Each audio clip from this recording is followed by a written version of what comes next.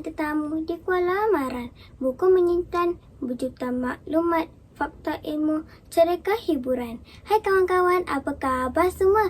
Nama saya Hani Zara Kristina binti Karunizam daripada kelas 4 Brilian. Hari ini saya akan berkongsi tentang salah satu buku cerita kegemaran saya, iaitu koleksi cerita Haiwan Syurga. Buku ini dikarang oleh C. Rohani Muhammad Zain dan diterbitkan oleh Pokok Minda Enterprise. Di dalam buku ini terdapat 4 buah kisah yang menarik tentang haiwan syurga, iaitu hut-hut yang setia, paus yang taat, ketua semut yang penyayang dan anjing Ashabul Kahfi. Salah satu cerita yang saya gemari di dalam buku ini adalah ketua semut yang penyayang.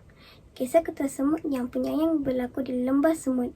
Lembah Semut ialah tempat tinggal bagi rakyat Nabi Sulaiman alaihi salam yang terdiri daripada pelbagai semut seperti semut api, semut merah, semut gajah dan sebagainya. Mereka membuat sarang di dalam tanah dan di celah-celah batu. Walaupun berlainan jenis, namun mereka hidup bersatu padu, aman dan bekerjasama.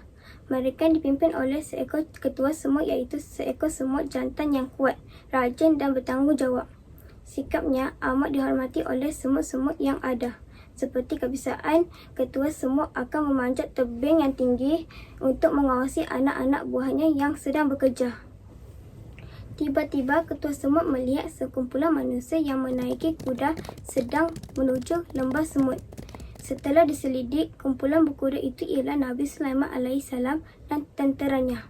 Ketua semut menjadi cemas dan menyuruh anak-anak buahnya segera masuk ke sarang masing-masing kerana bimbang dipijak tanpa sengaja oleh tentera Nabi Sulaiman. Semua semut patuh pada arahan ketua semut dan keadaan di lembah semut mula menjadi kelam kabut. Berkat kuasa Allah Subhanahu Taala, Nabi Sulaiman mendengar teriakan ketua semut dan mengarahkan tenteranya berhenti. Tentera Nabi Sulaiman menjadi hairan kerana tiada musuh yang kelihatan di hadapan. Mereka bertambah hairan lagi apabila melihat Nabi Sulaiman alaihissalam tertawa sendirian sambil memerhati semut-semut itu. Barulah tentera Nabi Sulaiman sedar bahawa dengan mukjizat yang dikurniakan Allah Subhanahu Taala kepada Nabi Sulaiman untuk memahami bahasa semut. Semut-semut bersyukur kepada Allah Subhanahu Taala kerana dikurniakan seorang raja seperti Nabi Sulaiman yang baik hati, dan mereka berterima kasih kepada ketua semut kerana tindakannya yang bijak.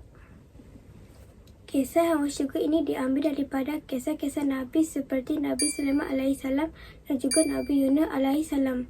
Setiap tajuk cerita ini mempunyai 16 halaman bercerita di mana kesemua cerita di dalam buku ini sangat menarik untuk dibaca dan dijadikan teladan. Salah satu sebab saya amat tertarik membaca buku ini kerana jalan cerita yang menarik dan gambar yang berwarna-warni. Kisah di dalam buku ini boleh membantu membentuk sosial diri yang terpuji sekaligus menjadi insan yang soleh dan soleha. Semoga kita semua tergolong dalam manusia yang terpilih, insya-Allah. Buku ini mampu dimiliki oleh semua orang kerana harganya cuma RM9.90 sahaja dan mempunyai 4 cerita.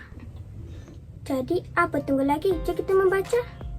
Berkat angsana pandang tak jemu, bunganya luruh ke dalam raga.